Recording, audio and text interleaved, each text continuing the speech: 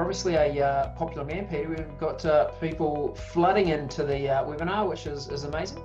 Did you promise them free dollops of cash today or something? Was that exactly that was my worry. The PwC magic wand that just can fix everything. How's your magic wand working at the moment? Yeah, unfortunately, it's not solving all of the problems in the world, but hopefully today will go some way at helping there. Some good guidance. Nice one. Hey, look, let's get on with the webinar. My name is Ryan Castle. I'm with the Elevate team at Master Builders. We are bringing the Supporting You webinars, and delighted today to have Peter Cody, a partner at PwC, joining us. Some of you may have seen Peter's beautiful face on some of our Elevate learning content around managing cash flow for construction. And we know that this is a really, really challenging time for not only for businesses, but for families and employees and employers alike. So really delighted to have Peter here to share some of his insights around how we can be thinking about managing cash flow in tough times. So once again, welcome along. Great to see some people back for their second webinar in 7 days or so. Fantastic. Peter, let's hand over to you. Thanks, Ryan. Welcome, everyone. So, I guess why am I here talking? Been involved with Registered Master Builders for a good number of years now, but more importantly, part of my day job is really focused on helping construction organisations understand the challenges that they face from day-to-day business activity, but more importantly at the moment, how to equip themselves and plan for the future in what is a pretty large challenge and crisis around the world, and distilling that down for the construction sector in New Zealand. Today's webinar is what it says on the label, and it's really a collection of key concepts that we like to work with clients on when they're starting to understand what their cash flows are at the moment, and more importantly, what they could look like in the future. Peter, I wonder, shall we ask people maybe if they're doing weekly cash flow reporting at the moment? Yeah. Do that via a poll. Let me quickly just launch that polling. So attendees, you should see a little box on your screen. Are you completing weekly cash flow reports now? Just get some insights back from the attendees. Already about a third of you have voted so far. Oh, I'm seeing some good opportunities for improvement here, Peter. Once we've got a few more votes in, I'll share the results with everyone so they can see those. Cool. Okay, let me just close off that polling now, and I'll just share the results with everyone. So you should be able to see on screen now, we've got a close to a 50-50 split. 49% of you say you are doing weekly cash flow reporting. 51%, I'm sure by the end of the session with Peter, You'll be going, I know exactly what I should be doing on a weekly basis. So thanks everyone for sharing with us there. And Peter, back to you. Great, thanks Ryan. Hey, so some real opportunities there. But in terms of the agenda or the run sheet for the day, just a quick general scene setting, bit of introduction. I just want to touch on the cash flow cycles in a construction organisation, move on to some of the guiding principles that we like to remind people of when they're thinking about their cash flow requirements in this particular type of setting, i.e. There's a huge amount of pressure, and some people are in that crisis mode as well. Move on to some more of the detailed approaches. And this isn't everything to do with cash flow management. It's really the key items that I wanted to draw out today in the session. Flow onto some tools. So moving on to the first slide, really being the introduction. Look, the COVID-19 pandemic, and I can't sum it up any better than what was in the Treasury report that got issued yesterday. I'm sure everyone's read the 16 pages of viewing pleasure, but it is a once-in-a-century public health shock. But it's not just public health, it's far broader than that, and it's actually having some pretty fundamental challenges from a financial and a liquidity position around the world, in New Zealand, and more importantly within the New Zealand construction sector as well. There's also an element that I think frequently gets lost around that, and it is undermining some of the elements that of personal safety that people actually feel, and the part of that, plus the actual financial concerns that households actually have, means that there could be an increasing slowing in consumer confidence around making big investments, big capital investments, and that inevitably means that there could be some slowing demand, or in fact, let's face reality, there will be slowing demand in the construction sector. And it's important, I'll just raise now, I'm really focused, this presentation is around the residential component of the construction sector as well. So when we talk about financial and that financial part of the crisis, really what we're talking about liquidity, which is a pretty word for cash. And it comes back to the age-old analogy that cash is king. And that liquidity means organisations and households having enough money in their accounts to be able to meet all of their bills in full on time. That's the real crux of the challenge, and then that boils right up to the upper echelons of government and the economy. So really, what does it come down to when we talk about cash flow management in the COVID-19 setting? It's really getting as much cash in your bank account as possible to ensure that your business is sustainable, and it gives you options to be able to create plans for the future. It means that you're not just beholden to the wave or to the changes that occur. You can actually help to plan what your future is actually going to look like.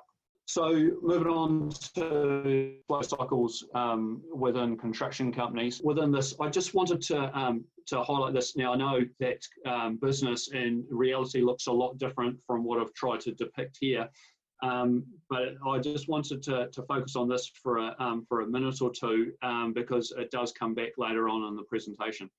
So first and foremost, the pretty blue boxes at the top are really around the actions that occur within a construction organisation. And what I'm trying to address here is the main financial and cash flow engine in an actual in an organisation, and that's doing work, doing jobs, and getting paid for those jobs. I'm not really addressing all the overheads and all the other things that that occur. It's really just trying to pinpoint on that main engine. So as you can see, everyone knows contract, plan, procure. Then we go through, and this is residential sector, go through a process of we build and we claim, and we build and we claim, and of course we don't stop building to make the claim. That happens simultaneously. And then we get to the end and we do our wrap up and finalisation on a job, and hopefully realise the margins that we thought we were going to do right at the start of it. Sorry, Peter, can I just jump in with a question? Yep. Are we able to share the presentation deck with attendees afterwards? Yeah, absolutely. Yep. Great. No problem at all. So from a cash flow point of view, what that actually means is that as you're going through that contract, plan, procure, that initialisation and sales cycle phase of the business, and the very first parts of the build phase when you're just turning dirt and getting some of the services set up, is that there's a whole lot of cash going out of the business, and really that's what that red arrow is aimed to actually indicate. Then we start to get into to more the build and claim phase, where we're getting cash coming in, and then there's some cash going out at the same time. And this is meant to show time. It's not meant to show the impact of value on the actual cash flow cycles. And then finally, when we wrap everything up, we hopefully get the last dollop of cash in the door and crystallise that margin. Or in some cases, sometimes that dollop of cash is a little bit less than what we actually had thought for each job. The whole point of what I'm trying to show here is that, there can be quite a long time between drinks, or between actually incurring some of your cash costs and getting cash in the door. And that's really the crux of really good cash flow management within a construction organisation, is knowing how long that's going to be, how big that red arrow is going to be, and making plans to actually accommodate that within your organisation. So just moving on and getting into some of the more nuts and bolts of it, and really touching on some principles that we like to I guess architect as overlying themes when we're working through with organisations. So first of all, keep your eyes open and don't kid yourself. Face the facts of the situation. All too often we come across people that get overconfident from what a spreadsheet is actually saying, and really there's an underlying theme or tone going on within the organisation, and they just need to understand exactly where they're at and face up to exactly where they're at. It's actually about trusting your gut and including some science in there as well. People frequently know that there's something wrong or feel like there's something wrong. They can't quite put their finger on it, and then they shy away from making the hard decisions right then or there. The next is around never get backed into a corner, and that's a cash flow corner. And how we do that is have a plan A, B, C, D, and E.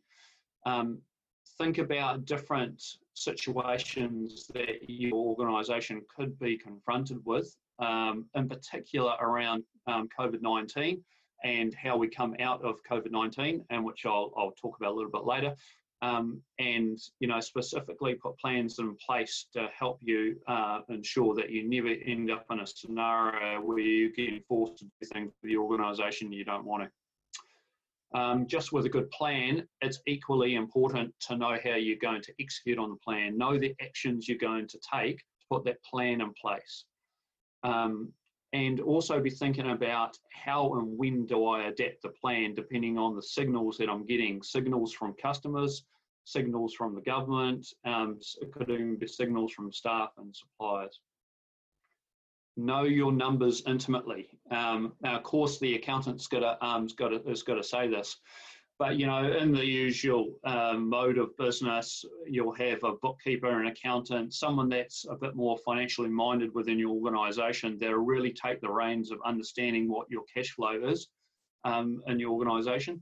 When it's in this type of situation, presented with so many challenges, and everything around is faced in the COVID-19 crisis, it's not someone else's job to do it. It's also your job to intimately know what's going on within the cash flow of the organisation. And then the final part, which is most probably one of the harder aspects when you're getting bombarded with all the negative sentiment, negative media, negative actions and reactions that are occurring within the sector specifically itself.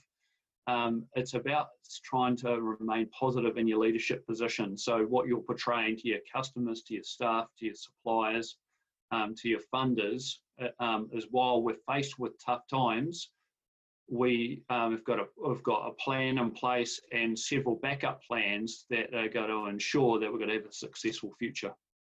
So we flick on to approaches, and we really cut these into three buckets within a construction organisation. The first is around the operations. So how you manage and deliver your jobs. Second is the commercial side, and that's really your business model. So how do you attract customers? How do you engage with them? How do you run your business, and how do you control your business? And then the final piece is what is your current cash flow position? What's your forecasted cash flow position? And what are some of the options around managing that? And I'll talk to those each in turn. So firstly, and I see a couple of comments coming up around cash flow management and pricing, and we'll definitely get to that. Is Firstly, it is absolutely critical that you know the status of every job that you've got in progress at the moment. So you know, there's lots of operational aspects to that and physical delivery aspects to that. But more importantly, from a cash flow management, a financial management side, is knowing the stage of completion of each job, and that's just not what your system tells you, but practically at the stage of completion, compared to what costs you've actually already incurred to date. And making sure that those two things are in alignment, or as best as possible in alignment. The second is that, and directly linked to the first, is that the profitability that you expected to earn on a job is what that's currently looking like you will earn off that job. And so what I mean by that is you expected to earn 14% gross margin off the job. Where are you currently sitting based on your stage of completion and your costs incurred? Are those two things still in alignment? And if they're not, what can you do to actually change it to make sure you end up with the outcome that you wanted to in the first place? And the third piece of the puzzle, and I think a really important one in particular around the COVID-19 situation around lockdown, which is something unprecedented and we haven't been faced with before, is what is the next cash flow point on every single job? And what I mean by that is, when can you put your next progress claim in on a particular job once you get back to site? That will mean that you get cash into your bank account. And it's not just knowing, it's starting to put in place actions around how you're going to make sure that you hit that as quickly as possible. And a lot of organisations that we're working with, we're trying to encourage them to really be thinking about it at that level of granularity. It's what can I do that's inside of my control that I can sprint towards hitting. The next is, and I don't physically mean this to be the case, but treat every job as if it's got its own bank account with no overdraft in it. And so in there, it's always got to stay in the black. You've always got to have sufficient money in that bank account to pay all those bills. It can't go into negative. And if it's looking like it's going to go into negative, then you need to go and talk to the management bank around, well, what are some of the ideas to rectify the current situation? Strive to shorten and speed up build programs. So we all know that the longer a build program takes, the more burn and the more cost that actually introduce into that program. So therefore, the less margin and the less cash that you've got to retain off the back of it. So get cash and margins into your bank account as quickly as possible. Coming out of lockdown, I'm expecting we're going to see a fair amount of capacity from merchants and a fair amount of labour-based capacity as well to help you achieve that. Check that you haven't been, and this is clearly talking to the cost side of the business, but check that you have not been forward or overcharged for materials and subcontractors. So ensuring that depending on the stage of completion, on whatever function that you're working on within the build program, that you don't have your merchant pre-charging you for something and that you haven't requested. Even go back a month or so before lockdown to see if you've actually been overcharged for anything. And if you have, then either ask for an extension of terms on that invoice or a credit. So make sure that you've got the right people with the right attitudes in your organisation. Organisations that succeed in these types of events are those that have really strong organisations with great people all heading in the right direction, all working as a team for the organisation and not just individually based. And hey, it's a really good opportunity to review your workforce and have some of those challenging conversations with some of your people that have been underperforming for a wee while, and it's time for them to either to increase performance at part of on the other end of lockdown, or to ship off. Keep delivering quality and expect nothing less from trades and subcontractors. So, I mean, the bottom line is it's around defect management on site and dealing with any disputes before they get too far out of control.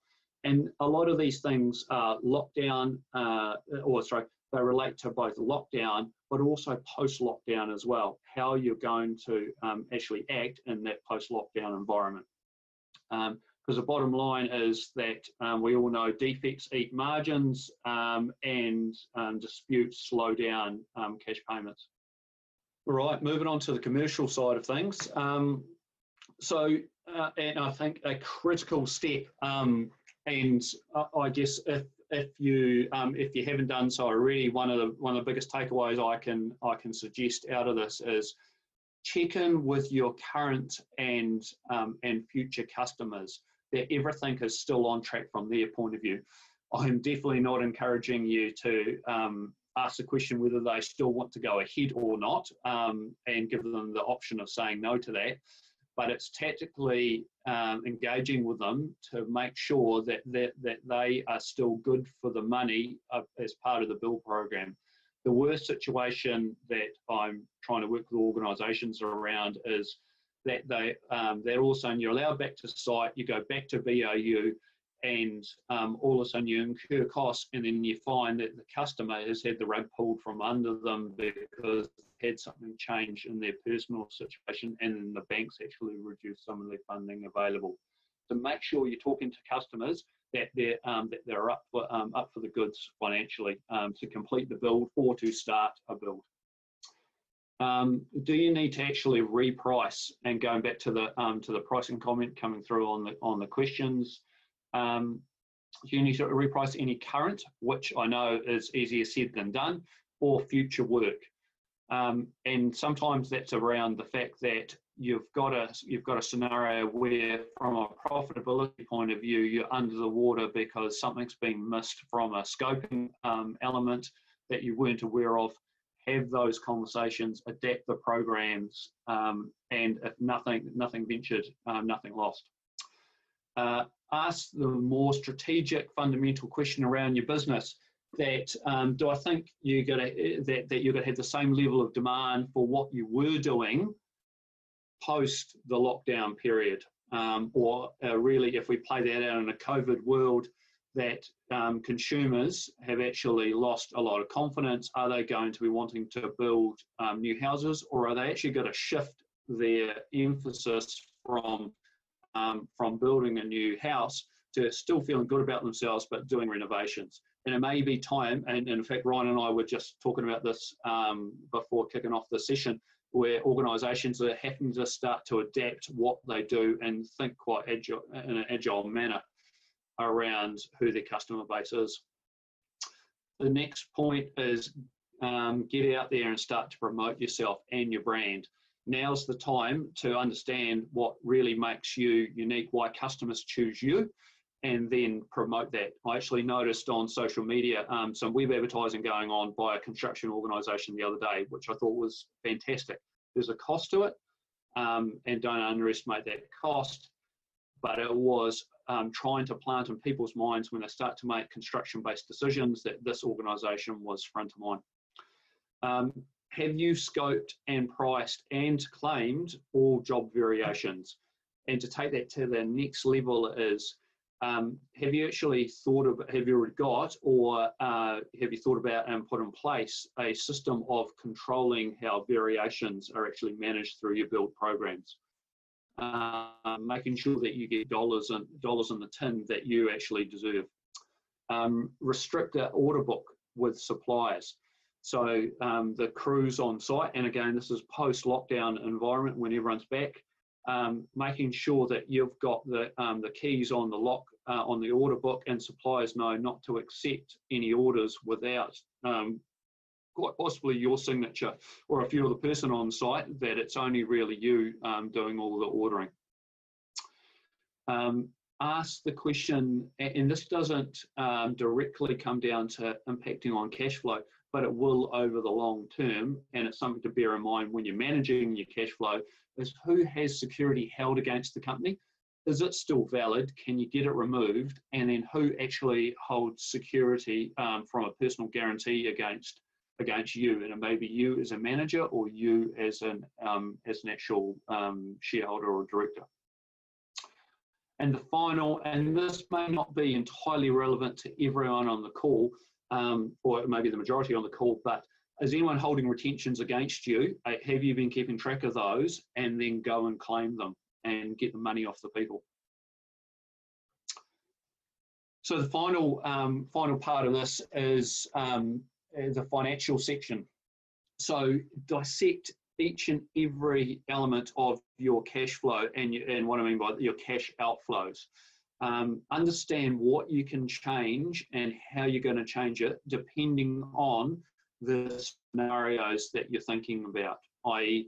a lockdown at level 4 for 4 weeks going to a level 3, and what does it actually mean for your organisation and cash flows, and what do you inherently need to do in those underlying cash drivers within the business. So Ryan asked the question around who's doing weekly cash flow forecasting. It is drop dead critical at this point in time that you understand when your cash inflows are coming in compared to when your cash outflows are going out. And it does not have to be complicated. In fact, the vast majority of where we start helping clients is actually quite simple, from a simple spreadsheet that we stand up, that we start to get a rhythm of what we expect the business to go through over coming times, and then we can tune it and put it into a system. Get liquid and stay liquid. Collect the cash that you're due. Deal with any disputes out there, so there's nothing holding you back. And even look at selling some excess assets. The real goal with this is think about that you're going to need about, even at the point that you can get back to site, you still need about 4 weeks or access to 4 weeks worth of cash reserves sitting there. You may not need to use it, but it's a really important backstop to have, because again, you don't want to be backed into a corner that you can't deal with. And then everyone may laugh that's on there, but talk to your creditors about whether they're willing to provide longer terms. It may just be in the first 3 months of getting back up and running, but talk to the merchants and see what's on offer. Figure out some of your financial backstops that you've got available. So that's debt facilities that you may have that are not used, but be careful not to dig a deeper hole for a business. Assets that you can sell, we've already mentioned that, but that could be as little as the trailer, as big as the show home, because it may not be relevant anymore because you're moving into you're doing renovations rather than dealing with new builds. And assess what equity you've got from a personal point of view, and that you can tip into the organisation, and be prepared to actually do that, because it's not all about debt. And then the final piece on this is about communicate to staff, to your funders, to your creditors, and to the IRD. Don't put your head in the sand. The most important thing in these types of situations are communicating with people, as being as open and honest and transparent as practical. Sometimes it's not being completely open and honest, but it is about having communication channels. It's amazing how many people are being understanding at this point in time. Onto the tools. So we mentioned cash flow forecasting, how important it is. Absolutely, weekly is a minimum at the moment. It is, even we have organisations even in daily modes for about a month as well. Understanding the sequence of when cash is coming in, and that's really important, because when we think about post-lockdown, you're going to turn up on the first week, and you're going to be paying wage bills after the first week. Then they'll also be paying the merchants. Then they'll be paying something else, and maybe rent on the first of a month. There's going to be a whole lot of cash outflows, like alluded to those cash flow cycles. There's going to be a lot of red before you start to see green. So it's really important that you understand how much red there is and how long you can stand that red for before you have to move to a different plan, to a different scenario. And in terms of that cash flow, you've got to get down to a reasonable level of detail. It's not talking about every single supplier, but really chunking your cash outflows up into, well, what are some of my more fundamental cash outflows I've got? So that could be your subcontractors. That's clearly your wage bills. It may be there's the rent. There could be a substantial cost. There's the paying the merchants. And then there's more broader buckets for other things like overheads. There's scenario planning that's frequently done within Excel at the moment. There are tools out there that I wouldn't necessarily jump to, but it's understanding sequence of certain things and what some of the underlying assumptions that you've actually got, and how to approach those underlying assumptions if they eventuate. You know, level 4 lockdown for say 6 weeks. What does that actually mean? Your job costing tools and systems, and I'm sure everyone's got something out there, which is fantastic. If you don't, then definitely get something. But if you, when was the last time you actually refreshed all your costs in that tool? If it hasn't been done in the last 2 or 3 months, now's the time, seize the opportunity when you've got a bit of downtime to actually do that. And even consider recosting how much you're charging your labour and your plant for. And there's some tools on Elevate as well that can help you with that. I saw a comment around a question around government support packages. Ryan, I don't know whether we want to test who's got attracted the wage subsidies out there. So if everyone can have a crack at the poll, how many people have actually gone out and accessed the government's wage subsidy? Looks like we've had a pretty high incidence of people accessing that. Outstanding. That's great. So, and we have had, I have had some organisations I work with, only a very few, say no to it, but fantastic that people have reached out for that helping hand. There's a loan guarantee scheme. There's a lot of organisations that are finding it a struggle to kind of get clarity about how to get access to it and how quickly to get access to it. But it is absolutely there, and if it's right for your organisation, and it's not right for every organisation, then definitely encourage people to access it. There's IRD tax support. You know, we're in a heavy, intensive time from a tax point of view. You've just had your final terminal tax in April, unless you've already paid it, and then you've got provisional tax coming up as well, and then you've got another provisional in August. So people struggle with that. You've got FBT in the mix. There's a whole lot of cash outflows. Have conversations with the IRD or get your advisors to, because the IRD are being absolutely fantastic at the moment. This was written pre the announcements yesterday. So some of the announcements yesterday were absolutely outstanding. And in particular, we don't have all the details around the rule, but the ability for an organisation, if they're going to make a loss in the March 2021 year, they can pull that loss back into the March 2020 year to offset any profit.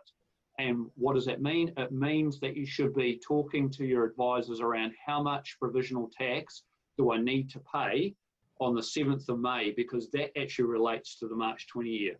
So we end up in this oxymoronic situation where you may have cash going out that relates to the prior year, but you've got limited cash to actually pay for it unless you put some aside. So definitely those, like I said, 27th of April is when we expect to get clarity on those rules. And there's other parts of that package announced yesterday that could be quite helpful as well. Final point here is get support. So whether that's your advisors, MBE support line, which I'll put the phone number there for, through Elevate, through industry mentors, or other colleagues in the sector that's going through the same thing. With all things cash flow management, like just about all things in business, it's about being proactive and process orientated.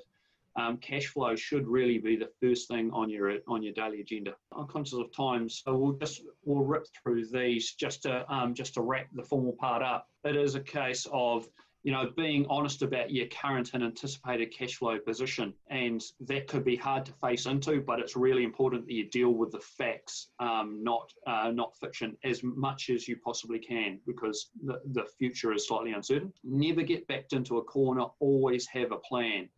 and that, always have a good plan and multiple plans that you've mapped out, but also know the steps that you need to take to implement that plan. What are the actions you've got to take? So when all of a sudden the government announced that we're moving to level 3, and this is what it means for construction, then you know what you're going to do as a consequence of that. And it may be placing an order for those trusses and frames, because that's your next cash flow event within your build program, which is exactly what that next point is. It's around sprint to that first cash inflow. Make sure that everyone is focused on getting that money in your tin as quickly as possible, and then starting to recreate some of that liquidity and cash flow in your business.